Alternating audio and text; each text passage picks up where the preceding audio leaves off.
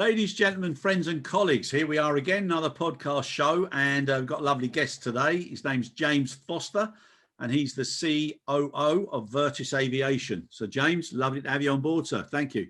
Great. Thanks, Chris, for having me. Really nice to have you. James, what we normally do is we ask people just to give us a little bit of background about themselves, where they came from, and what it means to be in the position that you're in. Yeah, great. Thank you. It feels only like yesterday, but I'm now nearly 15 years in the business. I actually started out at London Heliport all those years back and in brokerage. So I suppose much like any other aviation enthusiast, looking out the window to see a helicopter or a plane was very much where my love and my passion came from. And it's grown from there. So all the way through here today at Vertis. Brilliant. I must admit, I wish I could say I'm 15 years in a business, if only. But it goes fast, James. So I know you're enjoying it and continue to do so. Now, also within the industry itself, you for want of a better word, you were schooled or you learnt the ropes with some other organisations within the same sector. Yes, yeah, and as some people will know, I spent quite a considerable time at VistaJet. Incredibly exciting time for the business. Joining the fleet when we only had a few globals at the time, right till the end of that when they're over 30, and seeing sort of everything in between, and the move across from Austria to Malta and Austria to London and everything that went with that. It was an incredibly exciting time. Yeah, wonderful journey. Huh?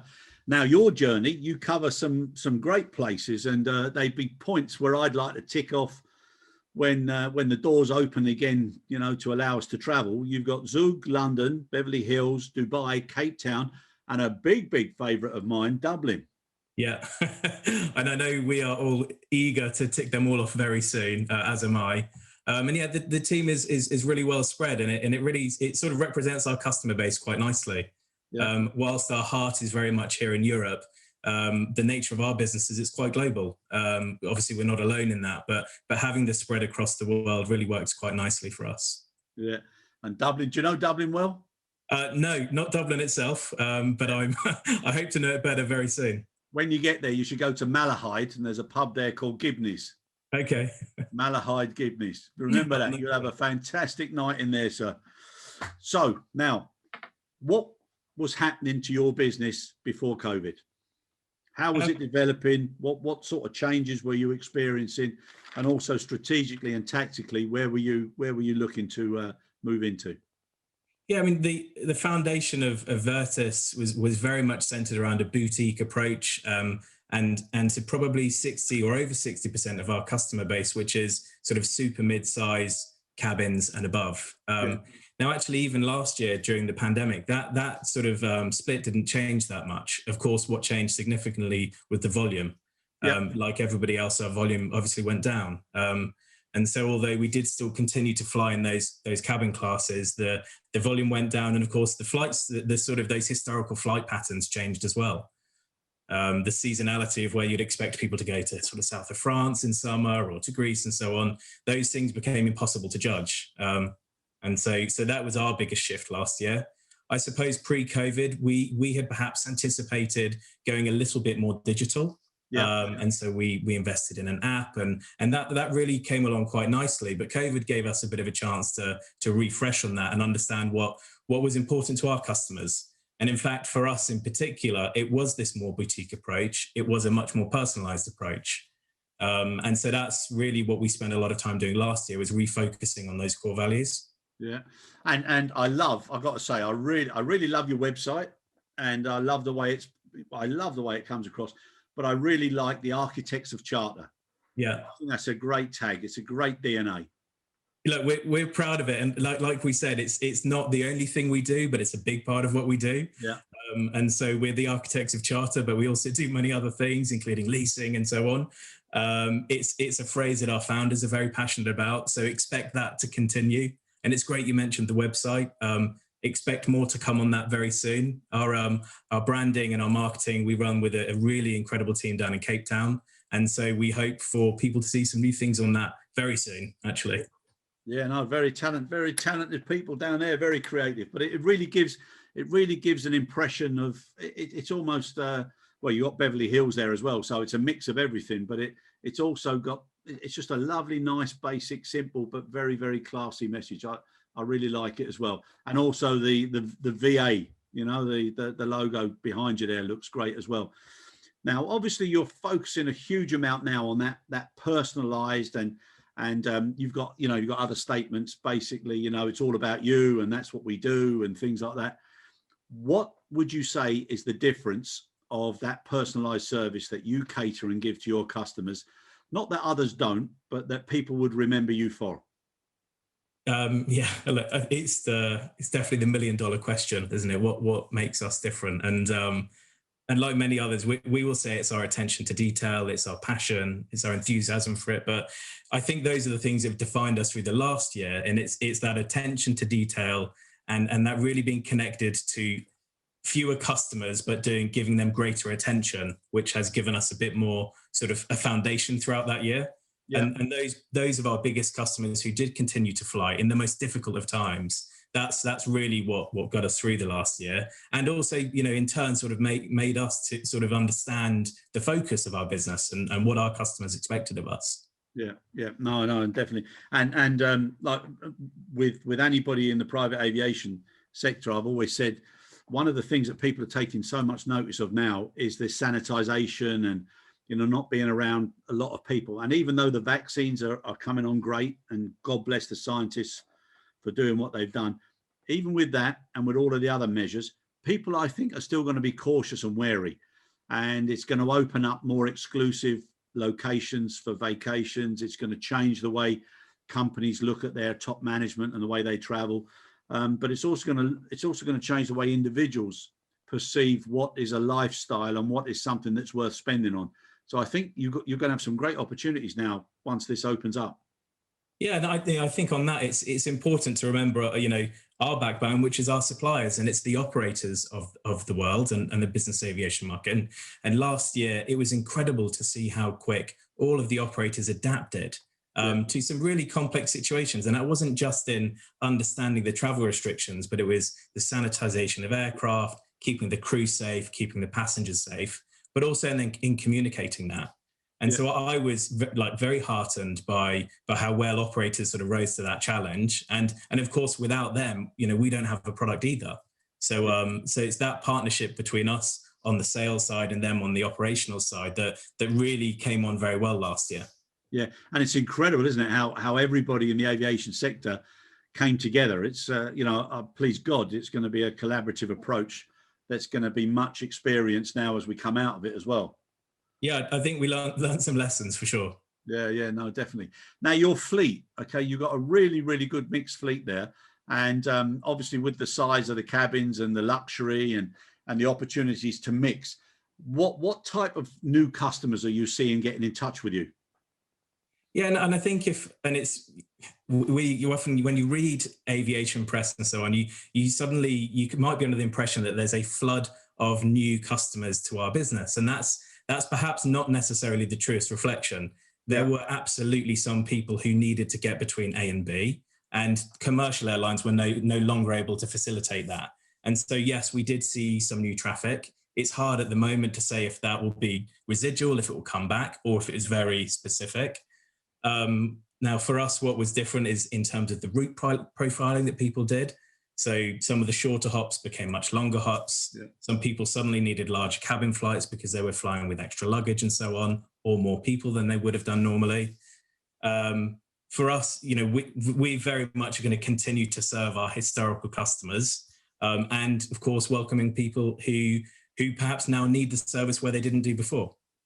Yeah, and exactly. Now, with the locations that you've got, and also the whole opportunities, are you finding now that people are looking for that more convenient location? So the amount of time that people are spending or did spend, you know, with legacy carriers and with airports and the journey and security and everything else, are you finding that that's a huge leverage now as far as the decision making as to what they do and where they go? Yeah, I mean, I think it's a bit of a strange one to kind of try and understand at the moment. If we were to look at the last 6 to 12 months, demand or flying patterns was very much driven by where people could fly, not necessarily where they wanted to fly. Now, I think going forwards, and with the good news about the vaccines and lower levels sort of globally, and as things sort of release, there will be people traveling where they can fly, but also there's the more sort of aspirational big ticket flights, if you will. And so we're having some quite interesting conversations about people now who want to do world tours or go do much larger trips than they would have otherwise done. So whilst they might fly a little bit less, the conversation is very much about bigger trips. No, that's also something that I think as well. And I think people they've been like, writing notes and looking at where they'd like to go and do that once in a lifetime trip. But I think the way people are reevaluating their lives and what they've missed and what's important, that once in a lifetime trip might become every year or every 2 years, so that they really start, to make memories. And something I spoke with Jane about several times, it's so important now for people to make memories, because that at the end of the day is what life's about, and who you make those memories with. Yeah, and we're now included in that conversation more than we would have been historically, where someone would have previously just come to us for a specific aircraft or a flight on a specific route. They'll now come and say, look, where can I fly? And when I get there, what can I do? Yeah. So that's changing our need to understand the sort of places they can go to and the sort of facilities that are there when they get there. And of course, what's open when they get there. Yeah. Knowing, of course, that along the way through that sort of decision-making process, things also change. Countries close, reopen, and so on. So it makes it a little bit more challenging, but also a lot more, sort of interesting. Yeah, no, exactly.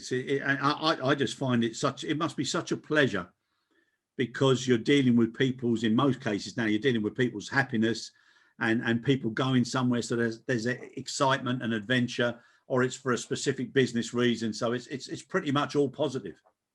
Yeah, well, it's very enabling, isn't it? Certainly in today's world, and where we got used to almost unrestricted global access in terms of travel. There weren't so many restrictions to travel, and now suddenly the world feels a lot bigger. Yeah. And private aviation in particular is still keeping certain routes open and certain things possible, whether that's from the leisure side in part, but also from a business point of view. And so we're having both of those conversations. So our leisure passengers have business requirements. Say, well, we need to move certain cargo between A and B, or we need to move these executives to still do this business. Yeah. And when you mention now cargo, what sort of demands? Because obviously some of the equipment and the aircraft that you're using, they're quite good. So you got the A319. So are you looking at certain cargo options as well with some of the customers? Yeah, well, it's not been our core business historically. I think like many other people in the business early on, there was a huge surge in demand to move PPE. And so we also were involved in that. I think those conversations are a lot more established now and are going to much more established businesses, certainly the larger airlines as well. We still do a lot more reactive cargo movements, whether it's for like just-in-time production or so on, and for many different industries. But yeah, so we're still a part of that. But for us in particular, that's a lot more last minute and not something that we've seen on a longer term basis. Yeah. Okay. Fair enough. That's good. And as far as now the boutique side, because for me, you look at some of the boutique hotels and anything with the word boutique, it means special. So the types of special focus, what are your customers? What are the passengers now? The clients, what are they looking at, to feel as if they're part of a boutique environment? And I don't think there's any sort of hidden formula to that. And it's an expectation point of view. It's that it is personalized. So the crew know who they are, what they expect when they're on board the aircraft. The expectations in terms of onboard service and catering, that hasn't changed. It's just actually become a lot harder to deliver. So we're still trying to deliver that same level of service, but in a much more challenging operational environment. Yeah. And it's through to the post-flight experience and understanding what went right and what didn't go right. So it's a very sort of hands-on process, both for us and the operators. And so where previous trips would be 2 or 3 transactions or in communications between us and the supplier, now you're doing 10, 15 sort of calls, emails to get the same product delivered. Yeah. and the in-cabin services still exceptionally high. Yeah, and again, again, that's down to the individual and the sort of flight we're operating. But in general, the expectation is still there. It's our job to manage the expectations and what is possible, because sometimes you can't have a very intimate service on board, whether that's a smaller aircraft or between two certain airports. So for us, we have just had to understand the restrictions in a lot more detail. Okay, lovely. And partnering up with from door to door. Yeah, and it's something we were really happy to do last year with some really well-named partners. We've done some nice partnerships with Four Seasons, with Raffles, and that's to advertise specific properties that were still open throughout this time. But actually, it's also for after this pandemic and looking forwards, because they are places that our customers know very well and will want to get back to. So they were less about promoting sort of let's go here now, but more about when things do clear up a bit again, what can we do in the future? Yeah. And do you think the destination portfolio will change? You know, are people looking to go more remote or to more, more unusual places than before? I think, like I said, I think in part it will be driven by what people can do. And I still think there's an uncertainty about that for the next 6 to 12 months even. And then, of course, I think people will be keen to get back to their old favourite haunts, because they're the places that have actually been quite restricted for the last year, really. So I think we'll see a combination of both. Yeah. Okay. No, I'm sure. And as far as like screening and testing and now with because some areas are now looking at testing on board, and you got the results back within 12 to 24 hours. Are you also doing that as well? I mean, so in the most simple rule is that it's country to country. So we will observe the rules that apply to the route that we're flying. In the main, and it does vary, but it's a PCR test before the trip, then sometimes again before each subsequent flight. And actually we've had great support from our operators in being able to do that in some quite difficult locations. So I don't anticipate that changing immediately, but certainly there will be other options going forwards, whether that's the lateral flow quick tests or vaccine passports. And we're quite excited to see those things now coming in unlocking certain travel. Yeah, no, it's so important, and it's something that everybody needs. Now, as far as the larger aircraft, are you getting options whereby you can have groups or members, or they put their own holiday clubs together and they come to you and then they have a specialist or a catered option for several families, or what's the dynamic of, because like some of them you can get up to what 16, 19 or 18 or 19 passengers. Yeah, and I think for us, and I know there's certainly a lot of conversation in the industry about group travel and shared travel. For us, that's not a side of the market that we have particularly focused on or had great movements in. It's still very much either single family or single group travel. For us, I don't anticipate that changing massively within the next 6 to 12 months. Because I think of the very reason why people have been apprehensive around travel is in its exposure to different groups. Yeah. But that's not to say that there is definitely a huge market there for that, and for sure it will be happening. Okay. Yeah, no, and I think that's definitely where things go. Because I've got some friends already. They've already sent emails round saying, would any of you be interested in chartering an aircraft with us? We need X amount of numbers, and so they're already starting to do their own little research and little community groups to see what they can do. Yeah, and I mean, many friends in the industry and other businesses are having huge success in that. And I think perhaps just because of the nature of our customer base and that it's very much driven to family offices or certain individuals, that's just the way it's lent for us. Yeah, and I've just been looking at some of the interiors of the aircraft. I mean, it's just fantastic. It's certainly changed a lot, even in the last 15 years. And if I look at the Legacy 600, which has just joined our fleet, I mean, it's absolutely stunning inside. Yeah, amazing. And how often do the interiors get until they're refurbished or spruced up? Well, it's very operator led, but I suppose knowing the operators we do, I think probably an interval of sort of 5 to 10 years seems to be common. Certainly for the high utilized aircraft, they probably need that as well, because they're doing so many hours where they need the odd touch up, whether that's a complete refresh or just certain elements, be it the seats or the carpets. But like I said, on our legacy in particular, that was brand new, refurbished at the end of last year, and it's already being really well received. Yeah, no, I mean, it's just phenomenal. Now, on a personal note, so you've been there, what, 10 years, is it? So I'm in the business a little under 15 years. 15. I'm in Vertis a few months now, actually. Oh, sorry, only a few months. I do apologise. I know they started 10 years ago, and they did. And found it. Absolutely. You've only been there a few months. There, I mean, So our 10th year celebration was last October. Yeah. For very obvious reasons, we weren't able to celebrate it in the way we wanted to. Jane has been great about helping us share some of our excitement for our 10th year. I think it's a big milestone for us as a business. And looking forward to the next decade, we're excited to sort of really concentrate on our core business again. Yeah. And sort of, look at a second chapter, if you will. Yeah.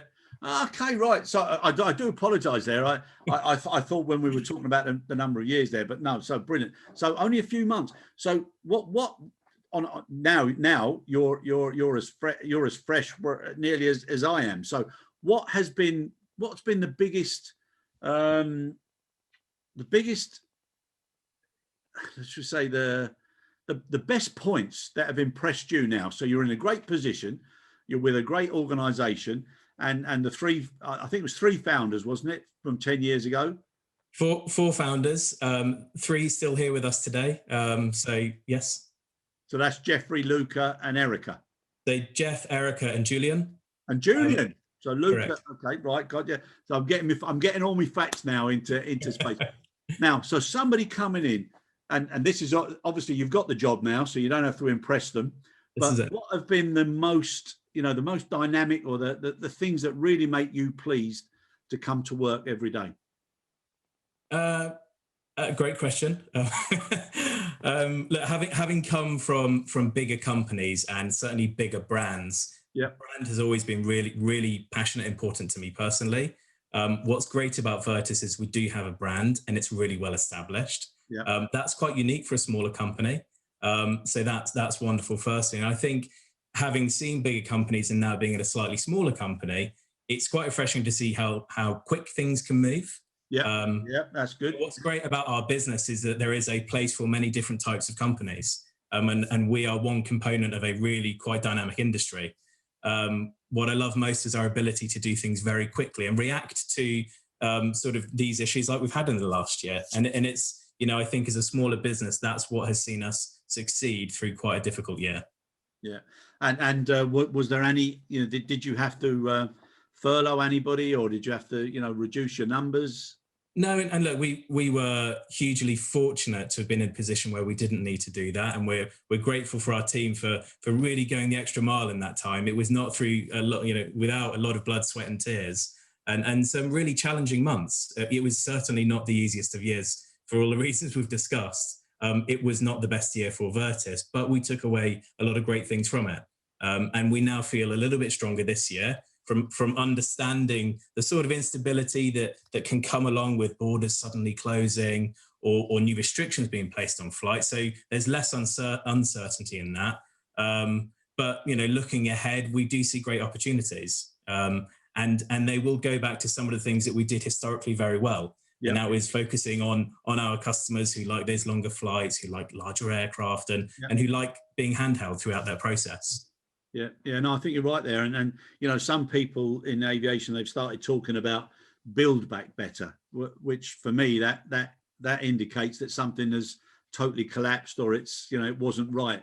I think it's a mix now between bring back and bounce back.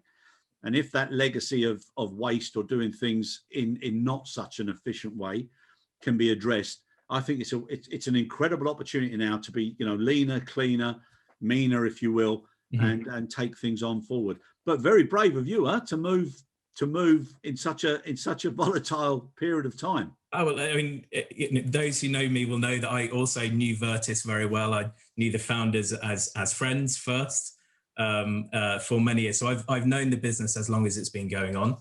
And so for me, it's great to now be alongside Jeff, Jules, and the full team. Okay, brilliant. And in your position now, are there any major challenges that you're looking forward to specifically?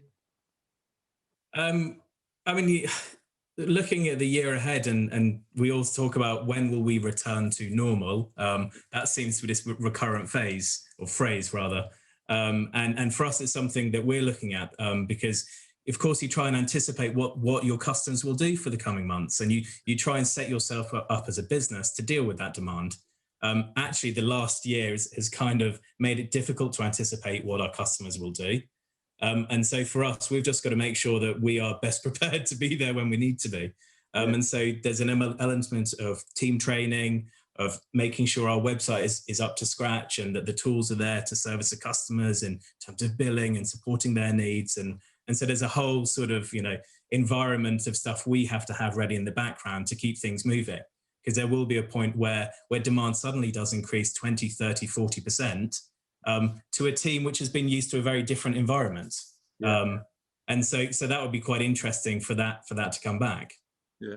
No, and I think, you're 100% right there. It's going to be a lot of learning for lots of people, but the fact that you've focused on and you've mentioned it yourself, this hand holding and this boutique, I think so many people are going to want that little bit of extra support, that little bit of extra guidance. They want to know the whys, the whos, the wheres, the whens. So I think it bodes very, very well for that boutique approach. Yeah, and like I said before, and sort of a note to our suppliers, it's through them taking this journey with us as well. We do sometimes ask the question 10 times, which can be frustrating, I think. And that's because you need that extra level of clarity where sometimes you didn't need that. And so there is, like I said, there's a lot more work that goes into what from the outside looks like a very simple transaction or a simple flight. London Nice historically would never cause a drama, but now it does. You're on the right tail, crew nationality, PCR tests. There's so many more things that go into that. And I think that's what people don't appreciate. And it's the one thing that I always, whenever I'm on an airplane, and my God, I miss being on one. When you look out and you look at the ramp, there are so many businesses and so many people associated with that aircraft landing and taking off, and it operates the same all around the world. It's an incredible business, isn't it?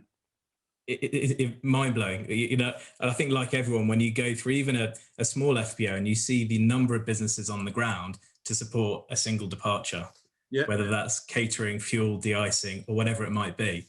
And so there is a big orchestra in putting that all together. And now some of the FBOs, I mean, they're almost like it's like almost like a destination in itself. Certainly.